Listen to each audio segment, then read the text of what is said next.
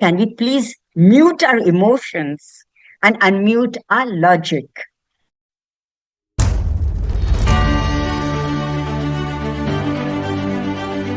BWB, where we reignite the joy of reading in those who've lost this amazing habit and inspire you to dive into two books every month.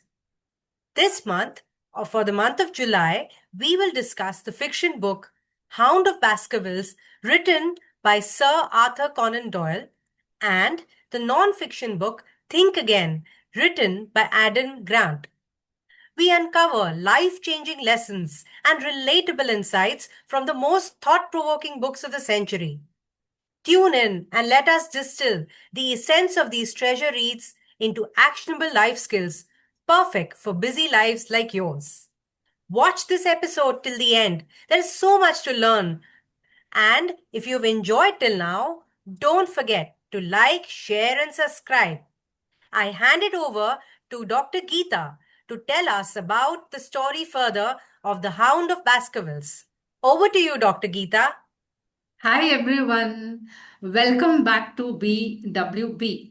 So we are continuing our thrilling narrative into The Hound of Baskervilles by Sir Arthur Conan Doyle. So last week we uncovered the eerie legend of the Baskerville curse and Sherlock Holmes' decision to investigate this chilling mystery. Now, so last week, in further chapters, we see that the plot thickens, suspense mounts, and strange sightings happen on the moor, and we get a deeper look into both the bleak moorland and the minds of the characters.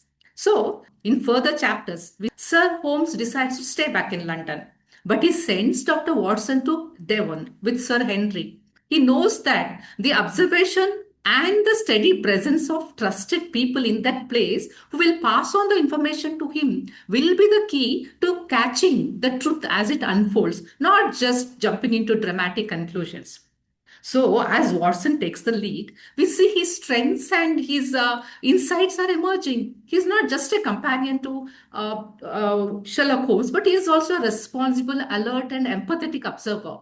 So, from strange sounds and shadowy happenings on the moor to tense dynamics at the Baskerville Hall, the layers of mystery deepen. We had seen how Sir Henry and Dr. Mortimer had come to visit, come to confer with the Holmes, and Holmes had, warned them of the dangers of life to Sir Henry and stresses on the importance of caution. So now Sir Henry says, I need at least a couple of hours to think about it, thinking about going to Baskerville Halls. And then he and he tells them, let us have lunch at my hotel.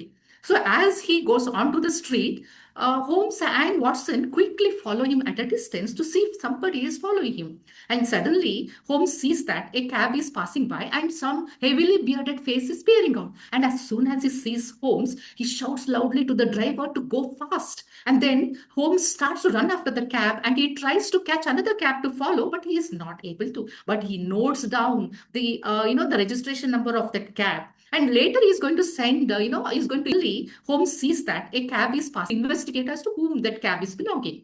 And now he also has another agenda in his mind. Before that, he goes to meet the two of them for lunch, and he discusses with Dr. Mortimer if he knows anybody who has got a heavily bearded face. And Dr. Mortimer says that the innkeeper, the caretaker of the Baskervilles Hall is Mr. Barrymore. He is a heavily bearded fellow. And then Sir Henry is very much invested in, he's very annoyed that his boot is still missing. So his new boot was missing, but now it is the old boot that is bearded fellow missing. So this gives an insight to Holmes, but he doesn't say anything to anybody. Now, after the lunch, he goes on an errand where first he will send like a wire to the Baskervilles Hall saying, is everything in place? And then he's going to send another wire to the postmaster that the wire has to be given only to that the Mr. The caretaker there.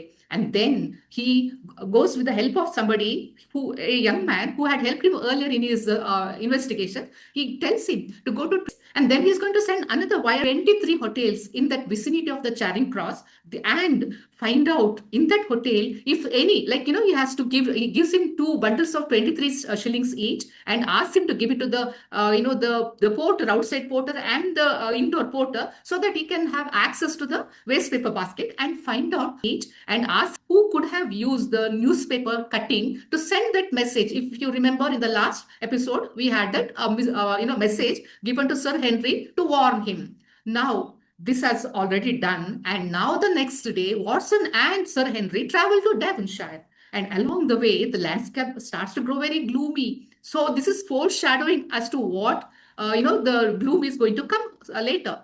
And at Baskerville Hall, they meet the Barrymores, the housekeepers, and their behavior is so strange. It is like, they are just waiting to leave their service, and they don't give very correct answers when Watson wants to know what was happening the day when Sir Charles died. And their behavior is very strange. This seems to be very shifty. Now he starts to put two and two together, but he is now going to report to Holmes only. So I believe that Watson shows extreme loyalty and dedication to his task. He continues to collect information to pass on to Holmes, refraining from jumping to conclusions, and he starts to put two and two together, instead documenting everything, trusting that these facts will help Holmes to add up to the conclusion. So is this the correct approach to our observation of people and places? What are your reflections on this, Shritapa? Yeah, Neetaji, I completely agree that, the part of the story where that Watson stays with Sir Henry and just being there for him, observing, supporting, that is so much relatable. It reminded me of something deeply personal back when I was living in Mumbai with my roommate. Her life suddenly turned upside down because one of her favorite, that is father figure, her support system, he suffered from terrible brain hemorrhage due to road accident, and that terrible, a phase where she was dealing with a lot of challenges because he was the go-to person for everything, every life decision, and suddenly he couldn't speak, move, or even recognize people. And I don't know how to fix this anything, but I decided to be there for her, and I gave her hope. We prayed together and became her quiet strength. So this continued for a year, and sadly he passed away. He couldn't make it, and she was shattered. I was heartbroken too, but I stayed there by her side, and we gradually, practiced a lot of positivity at house, and her gave her hope. We prayed together, healing began. But that experience taught me something, that you don't need all answers in life. You just have to show up for someone, and that is more powerful than anything else. What do you think, Jasbir? With you, Shitapa. It's not always necessary that we have to do something extraordinary to be there for someone. Mental support is more with you, Shitapa, valuable than anything else in this world. With so much happening in this world, I believe it's important that we're there for each other, because the comfort that we get from as friends or as colleagues, that cannot be given by a therapist. So definitely, I agree with you, Shritapa. Now I'd like to hand over to Sujata, and she will let us know from the book Think Again, uh, how we can learn some few more lessons from there. Over to you, Sujata. Thank you, Jasbir. So, from the incident which Dr. Geeta just narrated, now I also got something bit spooky lesson, but it's not just because of the hound. See, Adam Grant, he reminds us that fear spreads faster than facts. Especially when we are in uncertain territory, our brain grabs onto stories. Everyone is believing the hound story, even if though it's scary, and so do we sometimes, because it gives us something to hold on to. He talks about how people fall for dramatic Grant, he actually mentions how people fall for dramatic WhatsApp forwards while in uncertain territory. We conspiracy theories, not because they are gullible, but because these stories feel true, especially when repeated often. So you see, now let's go back to Baskerville. Dr. Mortimer is nervous. The villagers are whispering. Sir Charles, he avoided the moor like it was cursed. And poor Sir Henry, he hasn't arrived, and he gets that anonymous letter warning him to stay away. No one's actually checked the facts, conspiracy theories, not because they are gullible, but the anxiety is spreading like wildfire. But Holmes, like he sees that heavily bearded man passing by, but he keeps his calm. So that's the beauty of it. despite all these neighborhood rumors, like we also sometimes hear, did you hear? They end in sleepless nights. But maybe the real curse isn't in the hound. Sometimes it's unchecked storytelling, also fueled by emotion, repeated without pause. And we believe it because everyone believes it. So now I would pass over to Dr. Siddharth. Yes, Dr. Siddharth, would you like to add on to it? Give your takeaway? Yes, definitely. We live in a country which is so large that rumors really spread like fire, and we all know that how rumors can, get interpreted in a very different ways. I, being a clarity coach, I meet a lot of people who build perspectives based on their different, their opinions about things and assumptions. So my activity, I think what I can relate to here is that when we, talk and we listen to somebody and we start collecting the facts rather than um, drawing conclusion from there. I think that is the best part where we can actually connect the dots at a later point of time, but collecting the facts and putting them together and trying to understand what is actually linking here is more important. We talk and we then just jumping on the conclusions. And I think as being emotional, we all are at some point of time. Uh, I think Shitapa talked about a very emotional situation. Even just we talked about that. So we are, as humans, we fall then just jumping on the fall into these, quick conclusion pit stops many times, and then we take some decisions or we decide on things very quickly. That is what I think we should not do. I completely believe where observation and deduction based theories and methods always work, and we can make much better decisions when we are clear about the facts which we are dealing with. Facts, when I say, they are coming from the true sources, and then we can actually put down them together and make a connect the dots there. So I feel that is very important as a normal activity in our daily lives also. So, which is a great learning from the true sources in the from Dr. Geeta's discussion around Hound of Baskervilles. And I'll give forward now back to Dr. Geeta to talk more about Hound of Baskerville. What is the next takeaway from there today? So Over to you.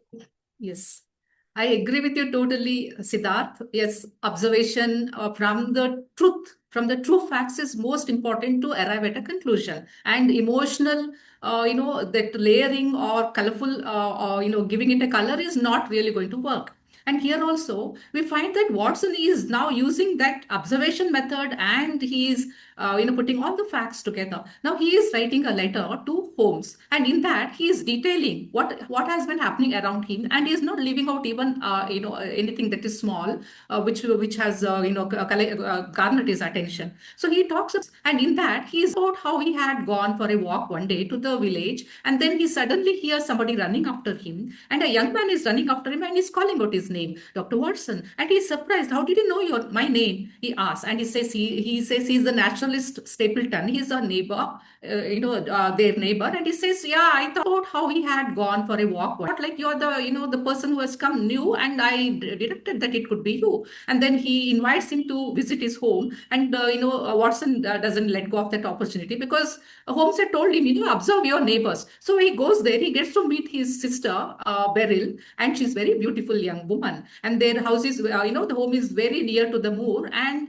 Stapleton is a very interesting character and somewhat like a very colorful character too. Suddenly his moods keep changing, and suddenly becomes very silent, and it seems like he's controlling his sister by his conversation. And then he boasts that he knows the moor from the back of his hand, and he knows all the places because he goes to collect the butterflies.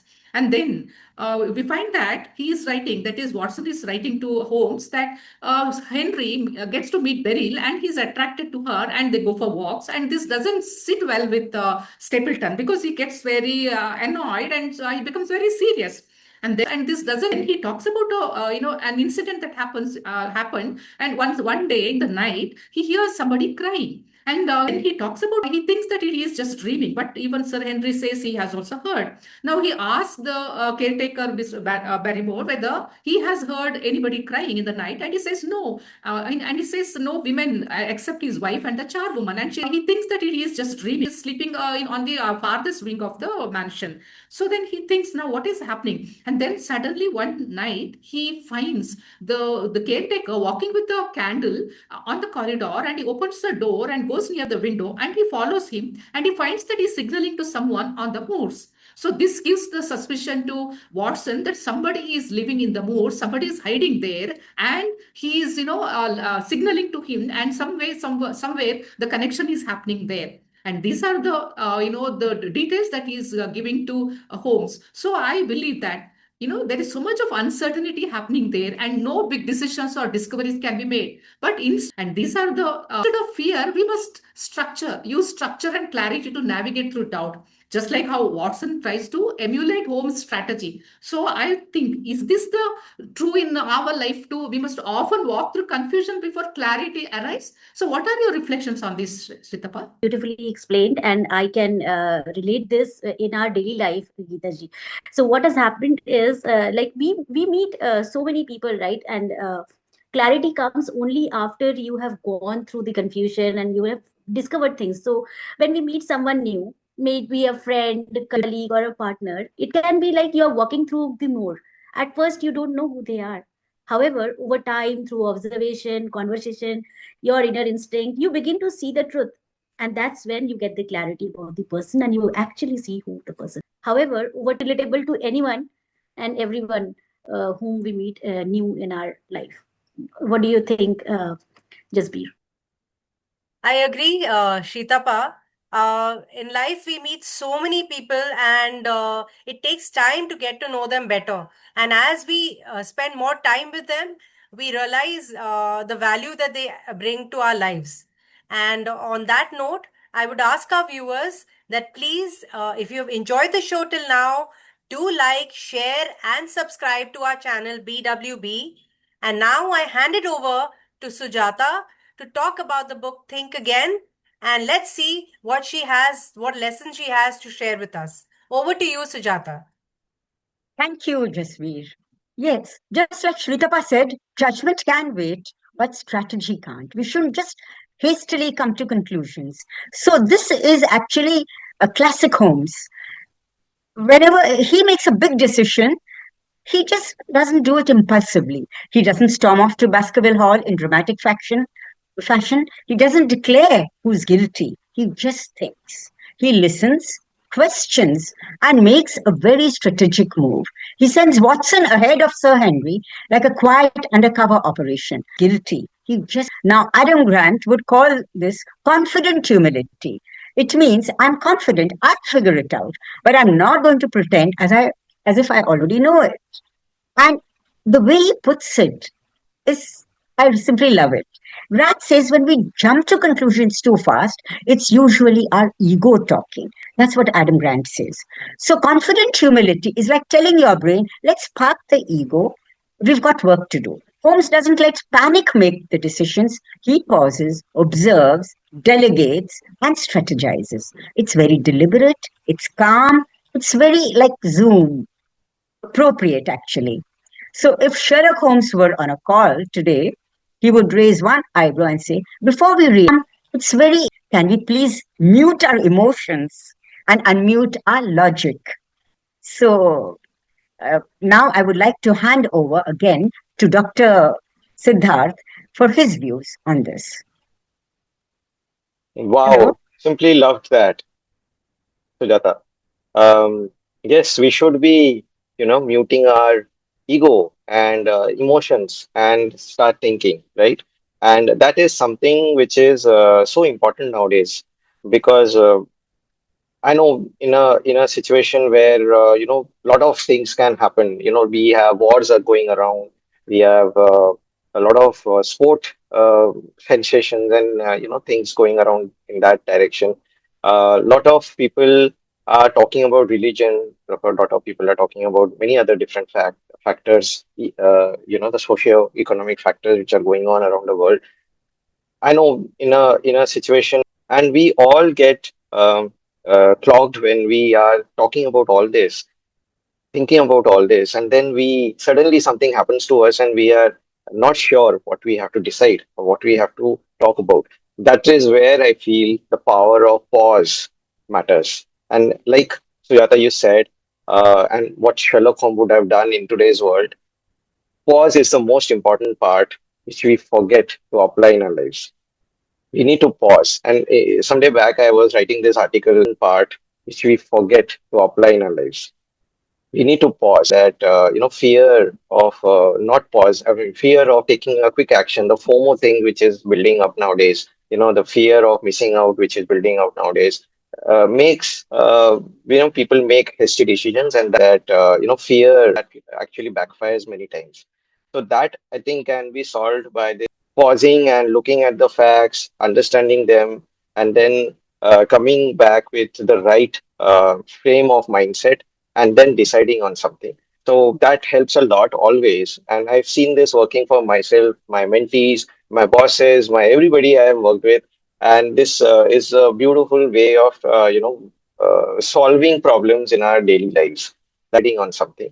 So that is how I look at it. Over to you, Jasveer. What do you say? Thank you, Dr. Siddharth. Yes, I agree.